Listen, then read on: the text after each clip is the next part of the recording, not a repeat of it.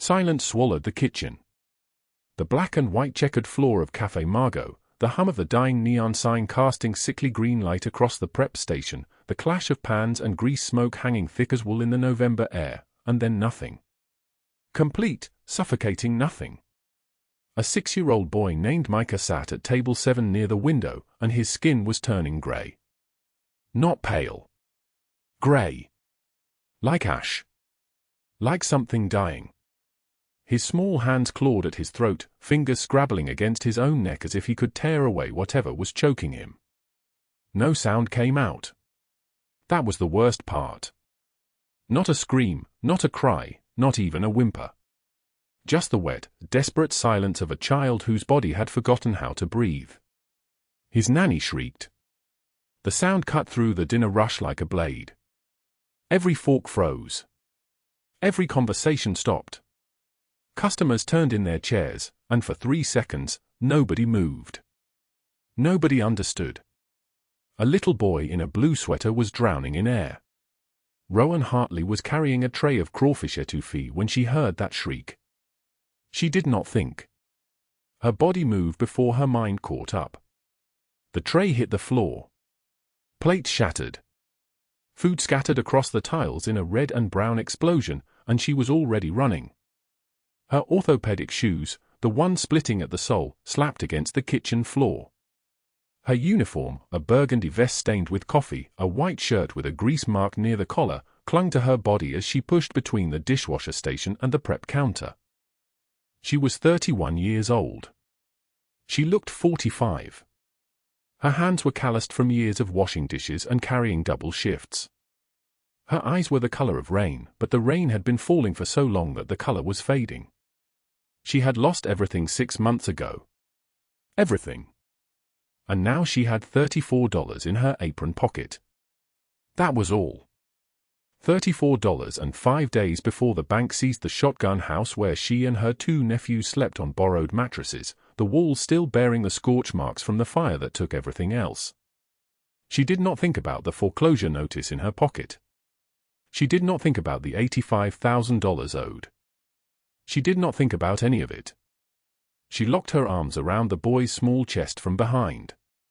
His body was rigid. Panicked. Hot. She pulled upward with everything she had. Once. Twice. The third time, something dislodged. A chunk of shrimp, grey-blue, flicked across the floor. The boy gasped. The sound of that gasp, raw, desperate, alive, broke something in the room. His nanny screamed again, but this time it was different. Relief. Terror transformed into hope.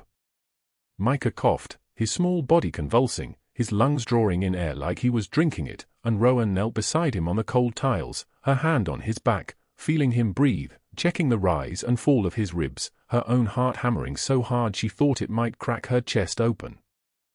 His skin was warming. The grey was fading. Color returned like a tide coming back in. "It's okay," she whispered, and her voice was barely there, trembling like a candle in the wind. "It's okay, sweetheart. You can breathe. You can breathe now." The boy's eyes met hers. Brown eyes, wide and terrified, belonging to a child who had just looked into death and stepped back. He did not speak. He just cried. Silent tears that ran down his small face like rain. The nanny pulled him away from her, gathered him into her arms, and sobbed into his hair. "Thank you, thank you, thank you." The words came out broken, shattered glass. "Thank you. Oh my God. Thank you." Rowan stood. Her hands were shaking. She could see them shaking. She looked down at her uniform, at the sweat darkening the burgundy vest, at the coffee stains and grease marks and the holes in her stockings. She smoothed her hair back with the heel of her hand. At that moment, sitting alone in the corner booth near the kitchen door, a man with dark eyes watched her. His suit was black. Tailored. The fabric cost more than everything Rowan owned. His white shirt was unbuttoned at the collar, revealing a chest marked with a thin, vertical scar. His hands were large, scarred across the knuckles. On his left wrist, a gold watch caught the light, and the way he wore it, casual, unmissable, meant something to people who understood such things. His name was Luca Moretti. He was 42 years old. He had built a criminal empire on the ashes of his father's murder. He ran underground poker games from a warehouse in the lower Garden district where armed guards stood at every door and the November rain hammered the windows like it was trying to drown the city. In 15 years, he had ordered the destruction of 7 rival operations. He had made decisions that ended lives. He had looked into the eyes of men who begged for mercy, and he had given them none. He had never looked at another person the way he looked at Rowan Hartley in that moment. The boy she had just saved was Micah Moretti, Luca's nephew. The child of his sister, murdered 4 years ago in a street execution that was supposed to send a message to Luca. The message was, your family is not safe. Nothing you love is protected. Luca had spent 4 years teaching every person involved in that execution what it meant to take his family from him. He had kept Micah close since then. Protected him like the boy was made of crystal. And tonight, while Luca sat in that corner booth thinking about nothing, just existing in the noise of the restaurant, trying to remember what it felt like to be a father instead of a weapon, his nephew had started to die. Micah had reached for his water glass, and the shrimp had lodged in his throat, and the nanny had frozen like a statue, and Luca's guards at the door had not moved because they did not understand what was happening. And then a woman with rain-colored eyes and a splitting sole on her shoe had moved like lightning. Like someone who understood survival. Like someone who had nothing left to lose. She had saved his nephew's life. Luca Moretti did not forget things like that. Before we continue, drop a like if this story hits you. Share it with someone you love and subscribe so you don't miss what happens next. Because this moment right here, this act of mercy in a crowded diner, is about to change everything. Now, let us rewind. Let us go back 5 days, to understand how Rowan Hartley ended up with $34 in her apron pocket and a foreclosure notice stamped with 5 days remaining. Let us understand how a woman with nothing became the only person who could save the one thing Luca Moretti had left to lose. 6 months before the night that would change everything, fire consumed the Shotgun House on Dauphine Street in the Bywater neighborhood like a living thing hungry for memory. The flames started in the back bedroom where Maria Hartley lay unconscious on a mattress without sheets, a burnt spoon on the nightstand, her body already cold before the smoke alarm screamed its useless warning into the November darkness. By the time the fire trucks arrived, the wooden walls were blackened skeletons reaching toward the sky. Neighbors stood in the street in their robes and bare feet, watching the roof collapse inward, and somewhere in that chaos of heat and destruction and the terrible sound of wood splitting apart, a 7-year-old boy named Marcus and his 4-year-old brother Thomas watched their mother's life burn away in the time it took to drink a cup of coffee. Rowan Hartley arrived at 6:27 in the morning, still wearing her Café Margot uniform because she had worked a 14-hour shift and driven straight from the restaurant without stopping. She had not eaten. She had not slept. The street was blocked by fire trucks, their lights painting everything in shades of red and blue, and she knew before the paramedic even spoke, before she saw the body bag, before she heard the words several hours and no signs of life. She knew because she had been waiting for this phone call for 7 years. Her sister Maria had been running from addiction the way some people run from the law, and addiction always wins. Rowan stood in the ruins at dawn, rain beginning to fall on the ash and broken glass, and in her trembling hand she held the only thing she could find, a single photograph, bent and water-stained, showing Maria and the 2 boys at Christmas 5 years earlier, before everything started burning from the inside out. The boys stood behind her in borrowed clothes from the Red Cross shelter, their small bodies wrapped in jackets 3 sizes too large, their faces empty in the way that children's faces go empty when they have seen something they should never have seen. "Are we going home?" Thomas asked, his voice small and careful, the way 4-year-olds learn to speak when they are afraid. Rowan could not answer him. Home was ash. Home was the smell of burnt wood that would cling to her hair and skin for weeks. Home was the certainty that everything they had, the kitchen table where Maria had taught them to make biscuits, the bedroom where the boys slept on a mattress stuffed with old blankets, the small front porch where she used to sit with her sister on summer nights and pretend that tomorrow would be different, home was gone, erased, reduced to the kind of destruction that cannot be rebuilt. Now, at 3:22 in the morning, 6 months later, Rowan sat at a Formica kitchen table in a rented shotgun house in the Marigny neighborhood and stared at the document that had arrived in that day's mail. The foreclosure notice. The mathematics of catastrophe printed in cold, black letters on white paper. $85,000. The bank had given her 6 months to save it, 6 months that had somehow become 5 days. The landlord would not fix the heater. The walls still bore the scorch marks from the fire, grey shadows that no amount of scrubbing could erase, as if the house itself was haunted by what had already been lost. Rowan did the math again, though she had done it 1,000 times, though the numbers never changed, though her hands shook as she moved the pencil across the page. 14-hour shifts at Café Margot paid $2.13 per hour, plus whatever tips the tourists and night shift workers decided she had earned by not refilling their coffee cups fast enough, by not smiling bright enough, by not existing quietly enough. $2.13 times 14 hours equaled $29.82, before taxes. The tips on a Tuesday night averaged somewhere between $8 and $12, which meant she earned approximately $40 per shift. Minus taxes, minus the $15 bus pass she needed to get to work, minus the $5 copay at the clinic when Marcus came down with whatever infection was circulating through the shelter where they spent 2 nights last week when the heater broke completely and the landlord's voicemail kept saying he would call back. She had $34 in her apron pocket. She had 5 days. The math made no sound as it destroyed her, but she felt it like a blade wrapped in ice, cutting through her from the inside out. At 5:22 in the morning, her alarm clock rang with the persistence of something that could not be negotiated with. Rowan rose from the kitchen table where she had spent the last 3 hours sitting motionless, staring at the foreclosure notice, and she moved through the dark house with the careful silence of someone who had learned not to wake sleeping children. The boys slept on borrowed mattresses in the back room, their small bodies curled together for warmth because the heater was broken again and Big Eddie had told her that if she missed another shift to deal with housing problems, she could consider her job gone. She pulled on the stained apron, the one with a coffee stain from Tuesday and what might have been blood from a customer's cut hand on Wednesday. Her orthopedic shoes, required for the standing shifts, were held together at the sole with duct tape and prayer.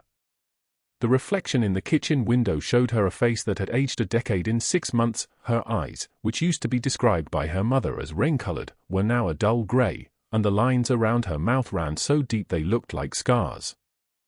Rowan locked the door behind her and stepped into the New Orleans night. The streets were empty, the way the French Quarter becomes empty just before dawn, when the night shift workers are collapsing into bed and the morning people have not yet risen to begin their routines. The bus stop was 3 blocks away. The streetlights flickered and died and flickered back to life like they were struggling to stay awake too. At Café Margot, Big Eddie was already in the kitchen, his apron already stained with the first cups of the morning shift, his voice already raised at whoever was making his coffee incorrectly. The diner was a narrow space with black and white checkered floors and booths that had been reupholstered so many times the original color was a mystery. The neon sign in the window said open 24 hours in letters that buzzed like insects. "You're cutting it close, Rowan," Eddie said without looking at her. 3 more minutes and you would have been written up. 3 more minutes after that and you would have been fired. "I know," Rowan said. She tied on her apron. She checked the tables for anything that had been left behind, crumpled napkins, forgotten change, the small offerings that tourists and night shift workers abandoned in the booths like prayers to gods who would never answer them. The first customer arrived at 5:02. Then 2 more. Then by 6:30, the breakfast rush had begun, and Rowan moved through the restaurant with the automatic precision of someone who had been doing this long enough that her body could function without her mind being present. She had perfected the technique of smiling while her insides were collapsing. She had learned to take the snapped fingers and the impatient stares without flinching. She had learned to stand on feet that were screaming in pain, to carry plates that were burning her hands, to move faster, always faster, because Big Eddie was always watching, always ready to find a reason to reduce her hours or terminate her entirely. At 8:15, a customer left for dollars on a $15 bill. That was the tip. That was her payment for 47 minutes of work, for remembering how they liked their eggs, for refilling their coffee without being asked, for pretending that their rudeness was not something she noticed. She counted the bills in the back alley at 2:48 in the afternoon, after the lunch rush had ended and before the dinner shift began. The coins went into one pile. The crumpled bills went into another. She had worked 13 hours and earned $34.73. She had 5 days remaining. The math made no sound. The foreclosure notice sat on the kitchen table at night when she came home, waiting like something alive, like something that was breathing, like something that would not stop coming for her no matter how much she worked, no matter how much she sacrificed, no matter how many times she told the boys that everything was going to be fine. Marcus was awake when she came home. He was 7 years old and had learned to stay awake until she returned, as if his vigilance could keep something bad from happening, as if his small eyes could guard against the darkness. Thomas was asleep on the mattress, his thumb in his mouth, his body curled into the shape of someone who had learned to make himself small. "Did you get the money?" Marcus asked. His voice was careful, the way children's voices become careful when they understand that what they are asking about is dangerous, is real, is something that grown-ups are afraid of. Rowan could not lie to him. She had lied to so many people about so many things, but she could not lie to Marcus, who had watched his mother burn away in the darkness and had survived it somehow, who had learned to trust her when she promised that she would keep him safe. "Not yet," she said. She sat down on the edge of the mattress. She was so tired that staying upright required a kind of concentration she was not sure she could maintain. "But I am working on it. I promise you, Marcus. I promise you that I will not let the bank take this house." What she did not tell him was that promises meant nothing to banks. What she did not tell him was that she had already borrowed from 3 different people, that there was no one left to ask, that the mathematics of survival sometimes ends in mathematics that cannot be solved. What she did not tell him was that 5 days was not enough time, was never going to be enough time, was the kind of deadline that only existed to watch people fail. The rain began at midnight, hammering against the roof of the shotgun house with the persistence of something trying to break through, something trying to destroy what remained. Rowan lay awake in the darkness and listened to it, and she thought about fire and water, about loss and the things that cannot be recovered, about the 2 boys sleeping in the next room who were counting on her to perform miracles she did not know how to perform. At 5:48 in the morning, her alarm clock rang. She rose. She put on the stained apron. She went back to work. The rain came down like a blade wrapped in ice, and Rowan Hartley stood outside a steel door in the lower garden district with water streaming down her face and a business card trembling in her soaked apron pocket. November cold bit through her thin jacket. Her orthopedic shoes, the ones with the split sole she'd tried to glue back together 3 times, squeaked against the wet concrete as she shifted her weight, waiting. The warehouse behind this door held sounds she could not yet hear: cigar smoke, poker chips clicking, men speaking in voices that carried the weight of absolute authority. Her shift at Café Margot had ended at 8:45. She'd come straight here, still wearing the stained uniform, the one with the coffee burn on the left sleeve and the small rip near the hem where she'd caught it on a sharp edge 3 months ago. In her apron pocket lay exactly $34, all that remained after 2 double shifts and the careful arithmetic of survival. That card with the address had arrived 2 days ago, pressed across a diner table by men whose names she still did not know. At 8:57, a guard in a dark suit spoke into a radio. The steel door opened. The warehouse interior consumed her whole vision at once. Green felt poker tables stretched beneath hanging lamps that cast everything in sickly gold light. Cigar smoke hung in layers so thick she could see the rain hammering the high windows like it was trying to break through. The sound of poker chips clicking, thousands upon thousands of dollars being wagered in a single hand, created a rhythm beneath the deeper noise of male voices speaking in low, careful tones. Armed guards stood at every door. She could see the outline of guns beneath tailored suit jackets. Stacks of cash sat beside card decks. Thousands. Hundreds of thousands. More money in a single moment than she would earn in a lifetime of double shifts. A man approached her. "Marco." She would learn his name was Marco, tall, broad-shouldered, with a kind of face that had learned to keep secrets. "This way," he said. His voice was quiet but absolute, the voice of someone whose requests were never questioned twice. She followed him through the poker room. Every conversation stopped. Every eye turned toward her, the soaked waitress in her stained uniform, dripping rainwater onto polished concrete, completely foreign to this world of pressed suits and predatory silence. The private office in the back was warm. A mahogany desk. Floor-to-ceiling windows showing the rain-blurred city beyond. And behind the desk, a man. Luca Moretti was 42 years old. Dark eyes that had witnessed violence but had not been broken by it. A scar ran along his jaw like a map of something he'd survived. His suit was expensive but his sleeves were rolled up, and she could see the edges of tattoos running down his forearms, symbols she didn't recognize, language written on skin. Beside him, coloring quietly at a small table, was a boy. 6 years old. Alive. Healthy. His name was Micah. Luca studied her for a moment without speaking.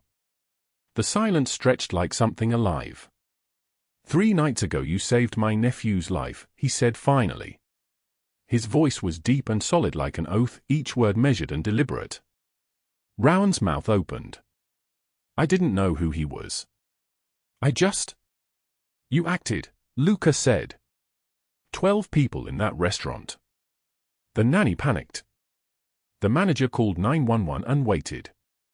The customers filmed on their phones. He paused. "Only you moved." She didn't know how to respond to this.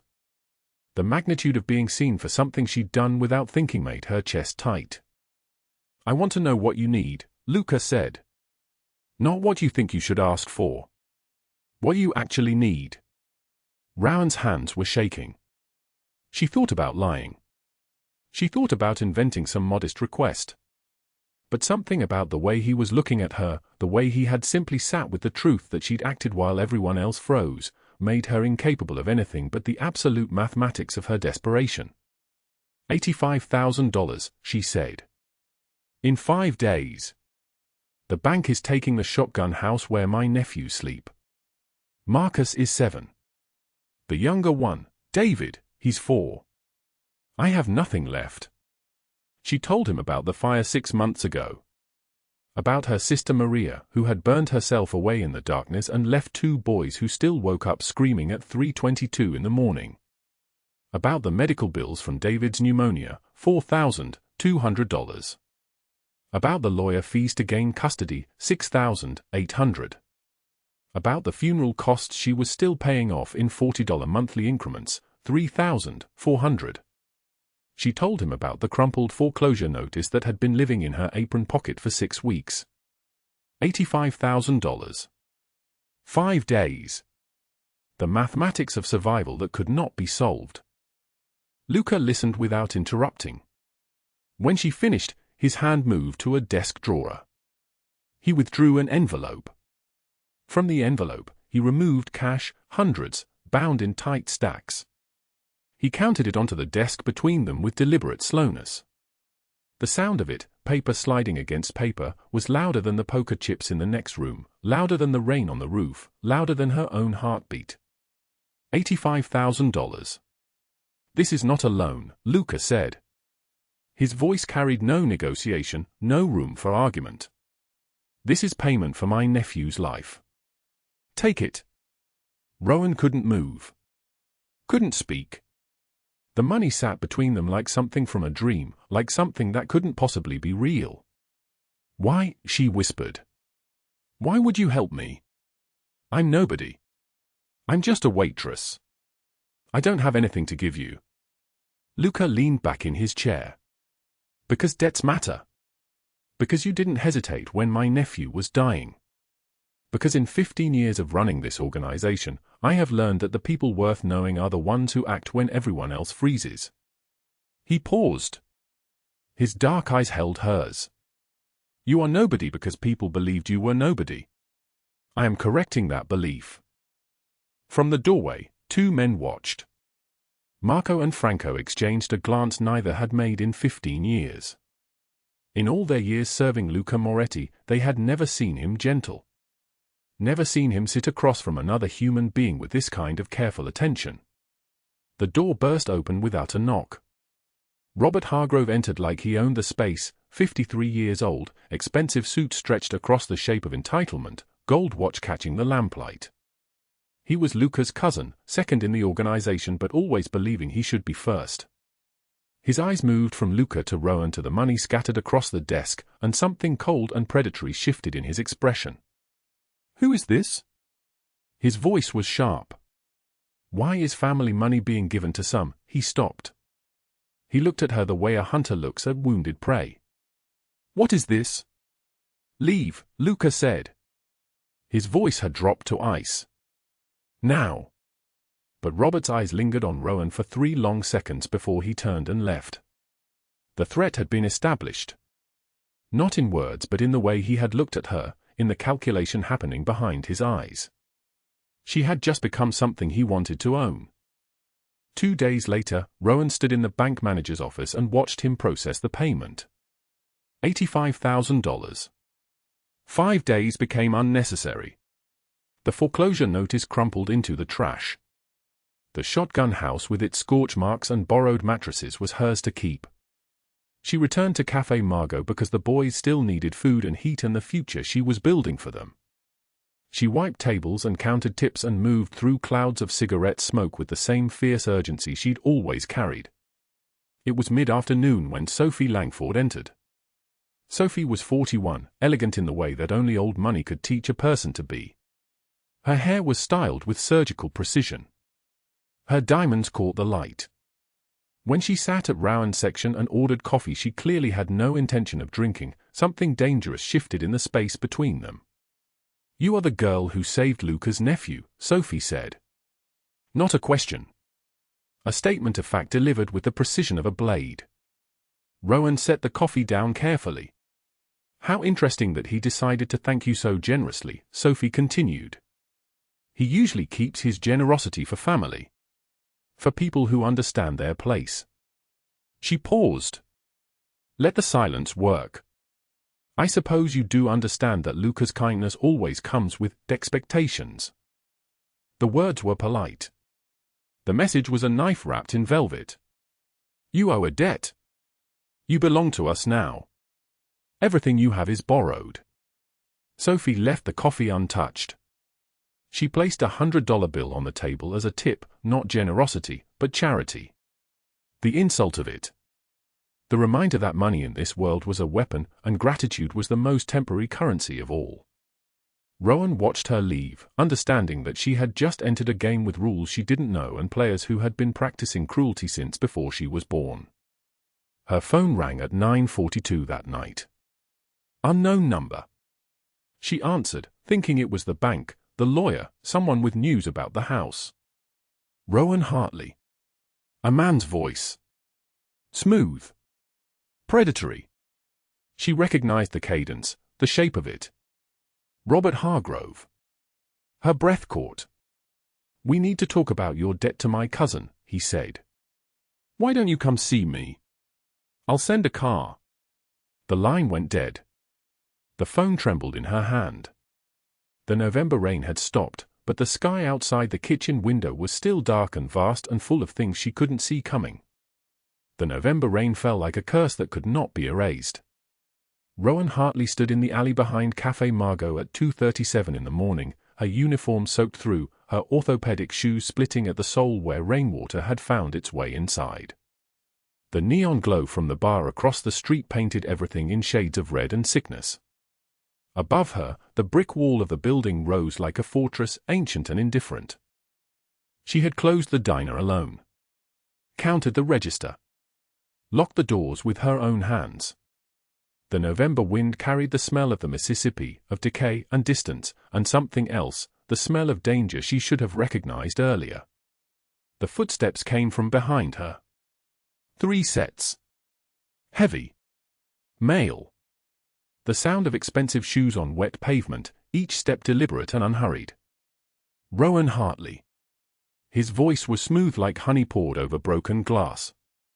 Robert Hargrove emerged from the darkness between the buildings, and even soaked in November rain, his tailored suit screamed money. He was 53 years old but carried himself like a man who had never been told no. His face was flushed. His eyes held the glassy shine of a man who had been drinking at a bar somewhere warm while she worked a double shift for minimum wage and crumpled tips. His two men flanked him, broad-shouldered and empty-eyed, the kind of men who had learned to hurt people before they learned to speak. "We need to talk about your debt," Robert said. He stepped closer. The rain hammered against the pavement like fingers tapping out a warning. "My cousin Luca has been very generous with you." "Very generous indeed." Rowan's hands were shaking, but not from the cold. She had heard rumors about Robert Hargrove in whispered conversations between shifts. The cousin who cut corners. The cousin who wanted things that did not belong to him. The cousin who smiled when he threatened people. "I don't know what you—" $85,000, Robert interrupted.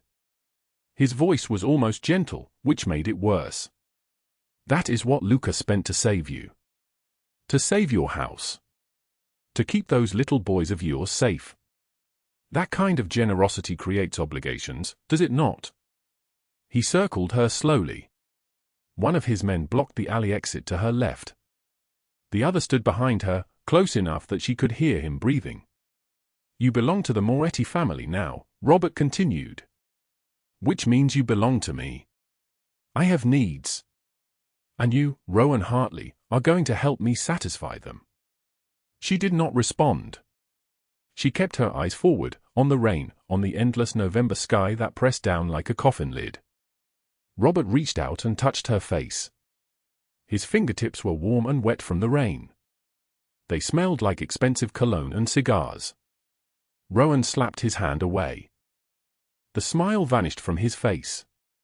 For a moment, there was only the sound of the rain and the distant hum of the city waking up, indifferent to what was happening in this alley. Robert grabbed her wrist and squeezed. His fingers found the bones and ground them together. Pain shot through her arm like electricity, and she gasped, trying to pull away, but he was stronger and he knew it. "You do not understand how this works yet," he said. His voice was still almost conversational. "Let me explain. Those nephews of yours, Marcus and Enzo, they are beautiful children. So small. So vulnerable. They have no parents, do they? No one except you. And you, my dear, are about to become very busy. Very occupied with your new responsibilities to my family." Rowan spat in his face. His expression did not change. He simply released her wrist and drove her backward, slamming her against the brick wall. Her head cracked against stone. The world tilted. Stars bloomed in her vision like fireworks in a nightmare, and for a moment everything was pain and spinning darkness. His men laughed. "I am going to own you," Robert whispered. His breath smelled like expensive scotch. "I am going to own you until you forget what it felt like to belong to yourself." Then, cutting through the rain, the sound of an engine. Headlights flooded the alley, brilliant and absolute. A black SUV pulled to a stop, blocking the far entrance. Marco emerged from the driver's seat. He was tall and lean, with a scar running from his left eye down to his jaw like a map of a life lived in violence. His expression was carved from stone. Robert released Rowan immediately. He straightened his suit jacket. He said nothing, just nodded to his men, and they melted into the darkness between the buildings, vanishing like smoke. "Mr. Hargrove," Marco said, his voice low and measured. "I think it is time for you to leave." Robert looked at Rowan one more time. His eyes promised that this was not finished. Then he walked past Marco, past the SUV, and disappeared into the November night. Marco turned to look at Rowan. His scarred face showed nothing, but his eyes were different than they had been that first night at the diner. Something had shifted. Something had changed. "Get in the car," he said. Rowan did not move. Her wrist throbbed where Robert had squeezed the bones. Her head ached from the impact against the wall. Her vision was still not quite right. "Now," Marco said. Not harsh. Just a statement of fact. She got in the car. They drove through the November rain in silence. The city passed outside the windows, sleeping and indifferent, unaware that in an alley behind Café Margot, a woman had just learned that gratitude in Luca Moretti's world was a currency with an expiration date. They did not speak during the drive. Marco did not ask what had happened. He did not need to. When they pulled up to her small house on Dauphine Street, the one with the scorched walls and the borrowed mattresses, he looked at her wrist where bruises were already forming in the shape of a man's hand. "I need to tell Luca," Marco said. Rowan shook her head. "Please don't. It will only make things worse." But Marco was already reaching for his phone. 3 days later, Rowan stood in front of a mirror in a dressing room at Nordstrom, wearing a dress that cost more than 3 weeks of her wages. The fabric was midnight blue silk, and it clung to her like a second skin. Someone had done her hair and makeup. Someone had told her she looked beautiful. Sophie Langford had orchestrated every detail. For the fire victims, Sophie had said on the phone, her voice dripping with false concern. "We want to raise awareness. We want to celebrate survivors like you, Rowan. It will be wonderful. Luca insists that you attend as his guest." The dress was a trap. The gala was a trap. And Rowan had walked into both with her eyes open because what choice did she have? When men like Luca Moretti insisted on things, the word no did not exist in any language that mattered. The Roosevelt Hotel's grand ballroom was a cathedral of chandeliers and champagne and people who had never worked a day shift in their lives. 300 guests in designer clothes, servers moving between them with trays of caviar and oysters. The walls were draped in white silk. A banner read, "Hope Rising, a benefit for fire survivors." Sophie found her at the entrance. She was 61 years old but had the kind of face that money and cruelty could preserve indefinitely. Her hair was white blonde and cut in a sharp bob. She wore a diamond necklace worth more than Rowan's entire house. When she smiled, it was a blade wrapped in velvet. "Rowan, darling," Sophie said, taking her hand. Her grip was firm, possessive, the grip of a woman who owned things. "You look absolutely radiant. That dress is perfect for you. Do you know what that shade of blue is called? Sorrow. Ironic, is it not?" Rowan did not answer. "Come," Sophie said, pulling her deeper into the ballroom. "I want to introduce you to some people. They are so curious about the girl who saved Luca's nephew. So curious about how you managed to catch his attention." The evening stretched like a torture chamber designed by someone with an excellent education and excellent taste. People asked her questions with smiles that did not reach their eyes. Where was she from? What was her background? How did she meet Luca? The questions were knives wrapped in curiosity. Each one cut a little deeper. Each one was designed to remind her that she did not belong here, that her presence was an accident, that she was a charity case dressed up as a guest. At 9:17, Sophie took the microphone on the stage. The lights dimmed. A spotlight found her, painting her in gold. "Thank you all for coming tonight," Sophie began. Her voice was warm, practiced, designed to make people believe that she genuinely cared. "We are here to support those whose lives have been forever changed by fire. But tonight, I want to recognize someone special. Someone whose story embodies the true resilience of survivors." Rowan felt her stomach drop. "Rowan Hartley," Sophie said, and the spotlight swung across the ballroom, finding her in the crowd, pinning her in place like a butterfly on a board. "Would you please come to the stage?" Every eye in the room turned toward her. Cameras flashed. She could see reporters with notebooks, local news anchors with perfectly coiffed hair and predatory smiles. She could see Luca standing across the ballroom, his jaw clenched, his shoulders rigid with tension. He knew what was coming. He knew exactly what Sophie was about to do. Rowan walked to the stage. Each step felt like walking through water. The chandeliers above her burned too bright. The air was too thin. Her borrowed dress suddenly felt like a costume, like she was playing a role in a show designed entirely around her humiliation. She climbed the stairs to the stage and stood beside Sophie, and Sophie's smile widened into something that was no longer even pretending to be human. "Rowan lost her sister 6 months ago," Sophie said, her voice carrying through the ballroom, capturing every whisper, every breath. A tragic fire. A tragedy compounded by the fact that her sister was involved in recreational drug use. The paraphernalia that started the fire belonged to her sister. Rowan lost everything that night. Her home. Her family. Her dignity. Rowan's hands were shaking. She could not feel her feet. But then Luca Moretti came into her life, Sophie continued. And he helped her. He gave her $85,000 to save her house. He gave her security. He gave her a future. And in return, Rowan has given him, well, let us just say that gratitude in Luca's world often takes very physical forms. The ballroom had gone absolutely silent. 300 people, holding their breath. "So tonight, I want to celebrate Rowan," Sophie said. The fire victim who survived by becoming the kept woman of an organized crime boss. The poor girl who learned to sleep with powerful men in exchange for money.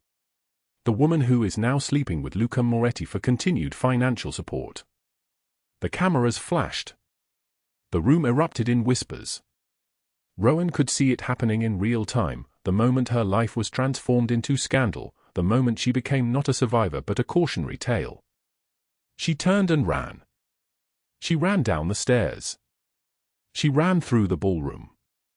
She ran past the beautiful people in their beautiful clothes, past the reporters shouting questions, past the waiters with their trays of champagne.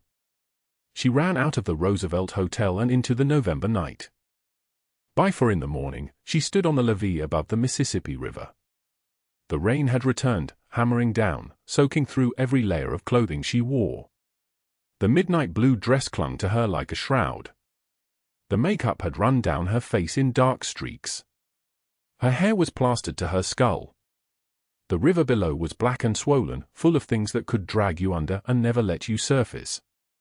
She could hear it moving, a constant hungry sound, a sound like an invitation. Her phone had vibrated 17 times. 17 missed calls from numbers she did not recognize. News outlets, probably. Reporters hungry for quotes.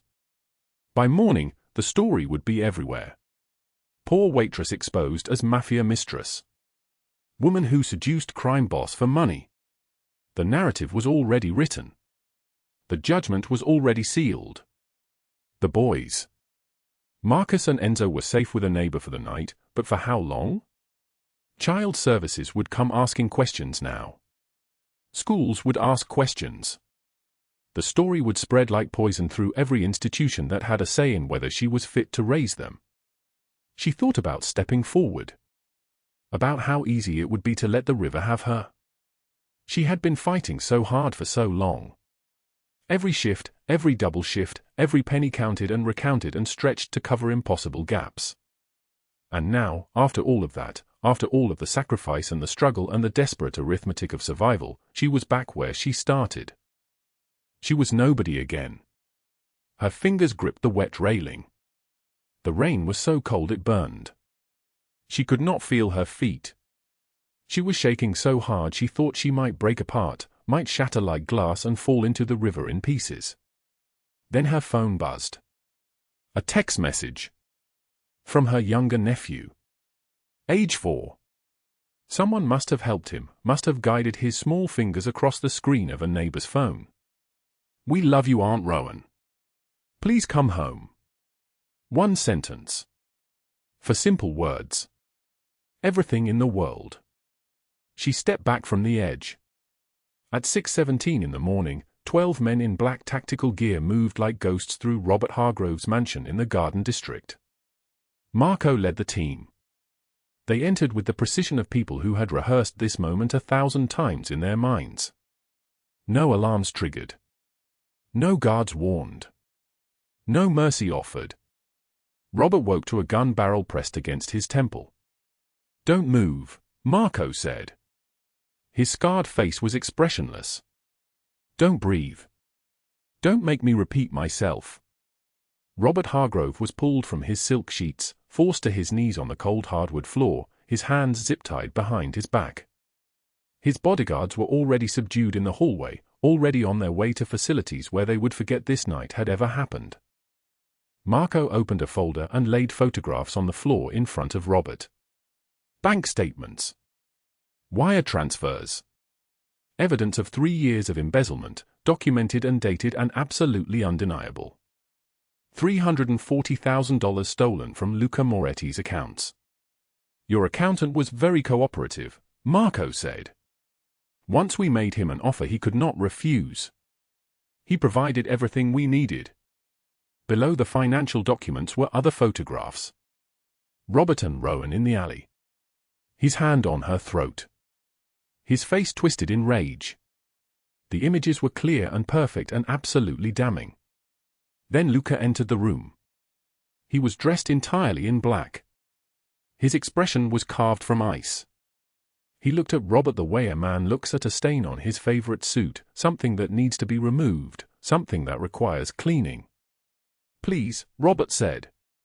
He was trembling now, his bravado evaporated, leaving behind only a 53-year-old man on his knees in silk pajamas. I am family. I am sorry. It was a mistake. I will disappear. I will disappear and you will never hear from me again. You put your hands on her, Luca said. His voice was quiet and absolute, like thunder heard from a great distance. You threatened children. You stole from me. Family does not mean immunity. It means you knew better. At 7:45 that morning, an anonymous tip arrived at the Federal Bureau of Investigation's New Orleans field office. The envelope contained everything they needed. Bank records. Wire transfers. Testimony from Robert Hargrove's own accountant. Evidence of racketeering and embezzlement totaling $340,000. By 9:30, federal agents were at Robert's house with cameras present. News helicopters circled overhead. Neighbors filmed on their phones as Robert Hargrove was led from his mansion in handcuffs, his silk pajamas still visible beneath the windbreaker they had provided, his face the color of spoiled milk. The charges: racketeering, embezzlement, witness intimidation, assault. Federal prison. 40 years minimum. His assets frozen. His reputation destroyed. His name now synonymous with betrayal. But Sophie Langford's destruction was more exquisite. She was hosting brunch at Commander's Palace at 11 in the morning when it began. Every screen in the restaurant suddenly went dark, then flooded with the same footage. The gala. The stage. Sophie's voice, but enhanced and isolated, saying the things she thought were private, the things she thought would die in the perfumed air of expensive rooms. We take their money and make them grateful. We let the poor think they matter and use them for tax write-offs. This fire victim charade is just PR for my husband's development project. It is brilliant, really, how easy it is to manipulate people when they have nothing. The audio was damning. But the documents that appeared online simultaneously were devastating. IRS records showing that Sophie's charity had embezzled $1.2 million over 5 years. Donor money funneled to personal accounts. Fake receipts for events that never happened. Federal investigators, tipped by an anonymous source, arrived at the restaurant within minutes. Sophie was escorted out in front of the Sunday brunch crowd, her wrists in handcuffs, her white blonde hair disheveled, her face the color of ashes. Charges: charity fraud, tax evasion, wire fraud. Federal prison. 35 years. Her cruelty immortalized on viral video, shared and reshared until millions of people had seen the moment when Sophie Langford's world collapsed in real time. By evening, her name was removed from every board. By Monday, her husband filed for divorce. By Tuesday, she was just another woman in an orange jumpsuit, waiting for a trial that would only confirm what the world already knew. 2 villains. 2 destructions. 2 people learning that Luca Moretti's justice was not quick or merciful. It was eternal. And in a small house on Dauphine Street with scorched walls and borrowed mattresses, Rowan Hartley held her nephews and cried, finally allowing herself to believe that maybe, just maybe, the nightmare was finally over. 1 year later, November rain fell soft and steady over the French Quarter, the kind of rain that whispers instead of screams, and Rowan Hartley stood at a penthouse window in the warehouse district watching the Mississippi River reflect the city lights like broken stained glass. The apartment was hers now, truly hers, earned through the cafe she built from nothing. Cafe Hartley, opened 8 months ago with a silent investor whose name appeared nowhere on the paperwork but whose protection ensured no trouble ever darkened her door. The cafe thrived. Clean white walls, her nephew's artwork framed and hung, employees paid fair wages, customers who came for the gumbo and stayed for the warmth that radiated from a woman who understood hunger in all its forms. She wore a simple black dress, no longer a uniform stained with spilled coffee and grease. Her hair fell past her shoulders now, grown long and healthy. Her hands had healed, the constant dish soap and scalding water replaced by the soft grip of a pen signing paychecks for people she cared about. The boys were thriving in private school, tuition paid by a scholarship fund that materialized mysteriously, their artwork covering the walls of this penthouse where scorch marks never existed, where borrowed mattresses were replaced by real beds in rooms of their own. Rowan was successful now. Stable. The kind of person who no longer counted dollars at 3 in the morning. But standing at that window with rain tapping against the glass, she found herself thinking about a year of rebuilding, a year of not hearing from Luca Moretti, a year of wondering if everything between them had been gratitude mistaken for something deeper. The doorbell rang at 8:47 p.m. She was not expecting anyone. When she opened the door, Luca Moretti stood in the hallway soaked from rain, no guards beside him, no Marco or Franco flanking his shoulders like satellites orbiting a dark star. Just him. Water dripped from his dark hair. His cashmere coat, worth more than she used to make in a year, was darkened by rain. Something had changed in his face over the past 12 months. The hard edges remained, but there was something softer now, something that looked almost like vulnerability. "May I come inside?" His voice was steady, controlled, but she heard the careful deliberation in each word, like a man who had rehearsed this moment 100 times and still wasn't certain of the outcome. Of course. She stepped back, and he crossed the threshold, leaving wet footprints on her polished floor. He stopped near the window, keeping distance between them like a man unsure of his right to proximity. Rain continued falling outside, a rhythm that felt eternal. "I stayed away," Luca began, his eyes fixed on the river below, "because you needed to build something clean. Something that belonged only to you. I made you a target the moment I decided to protect you, and I needed you to have time away from that shadow." He turned to face her, and she saw something in his eyes she had never seen before, a fear. "But I can't stay away anymore. I need you to understand what this year has cost me." Rowan said nothing, waiting. The skill of silence was something she had learned long ago, the understanding that sometimes the most powerful thing was to let someone else fill the quiet. "My father died when I was 16, Luca continued, his voice dropping lower, deeper. Alphonse Marchand shot him in our kitchen. I was hiding in the pantry, watching through a crack in the door as my mother screamed. I spent the next 26 years building power so that what happened to my father would never happen to anyone I claimed. I became the thing that killed him. I forgot why I started." He paused, and in that pause she heard the weight of 26 years of vengeance. "Then you saved my nephew without hesitation. Without asking anything in return. And I remembered what it felt like to act because something was right, not because something was owed." He moved toward her slowly, each step deliberate. "I made you targets. Robert came after you. Sophie came after you. I destroyed them both, but the real question is whether I should have kept you far from this life entirely." His hand reached up, and he brushed a strand of hair from her face with surprising gentleness. "This year, I established foundations, shifted operations from destruction to protection, learned to use power differently.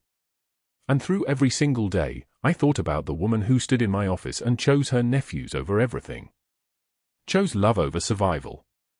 That choice taught me something I'd spent my entire life running from." "What?" Her voice was barely audible, trembling like a candle in wind. That love isn't something you earn through power or violence or control. It's something you deserve the moment you choose to be human. He stepped closer, and now she could see the rain still falling through his eyes, the storm outside mirrored in the storm he carried inside. I love you, Rowan. Not as a debt. Not as gratitude. As the truest thing I've ever felt. She closed the distance between them. You gave me a chance when I had $34 and 5 days. You protected my family when your own family became a threat. You think you don't deserve love, but I've seen what you do with power. You save children. You punish predators. You're building something different. The rain fell harder now, and she could hear it drumming against the windows. I don't want normal, Luca. I want real. And this is real. He kissed her in the doorway with November rain falling behind them, and for the first time since that night in his office, Rowan felt like she wasn't drowning. For the first time in a year, Luca felt like he wasn't carrying the weight of the world alone. 6 months later, the scene had shifted. Rowan and Luca moved through life like two people learning to exist without armor. The nephews, now 5 and 8 years old, sat at Luca's kitchen table doing homework while he helped with fractions, the dangerous man patient and focused, Marco and Franco watching from the corner in stunned disbelief. Micah played in Luca's garden with the boys, their laughter carrying through windows that had never known the sound of children before. Cafe Hartley expanded to a second location. Rowan still worked the morning shift because she loved it, not because survival demanded it. The choice itself felt revolutionary. Luca attended school events, sitting in the back row, the man whose name carried weight in every room now content to watch his family shine. The shotgun house with scorched walls became something new, a community center for fire survivors, painted bright blue, thriving with life. Rowan taught cooking classes to single parents on Tuesday nights, passing forward the skill of survival, the knowledge that even in darkness, you could create something nourishing. On the levee where she had once stood ready to let go, Rowan and Luca watched the river flow. His arm was around her shoulders, her head resting against his chest. November rain fell gentle this time, not violent, the water reflecting neon-like stained glass windows in a cathedral built from second chances. She had walked into his life with $34 and thought she had nothing left to lose. But sometimes losing everything is exactly how you find what actually matters. Desperation reveals who you truly are. In our lowest moments, we discover what we're made of, and sometimes, the smallest act of courage in darkness becomes the foundation for miracles we never imagined. The people who act when others freeze, who choose compassion when cruelty seems safer, who save lives without knowing the consequences, those are the ones who change the world. Not through power or wealth, but through fierce determination to do what's right. And for those who wield power, the truest measure isn't what you can take. It's what you choose to protect. If this story moved you, hit that like button right now. Share this with someone who needs to remember that miracles come from unexpected places. Subscribe and turn on notifications because we have another story coming tomorrow about second chances and the power of one moment to change everything. Drop a comment below and tell us, what would you do with $34 and 5 days? Your answer might surprise you. Every comment you leave is a precious source of motivation that helps us continue creating stories that matter. We wish all of you watching this video good health, a joyful life, and days filled with peace and happiness. After the rain, the sky clears. And sometimes miracles come from the most unexpected places. Thank you for staying with us until the very end. We will see you again in the next video.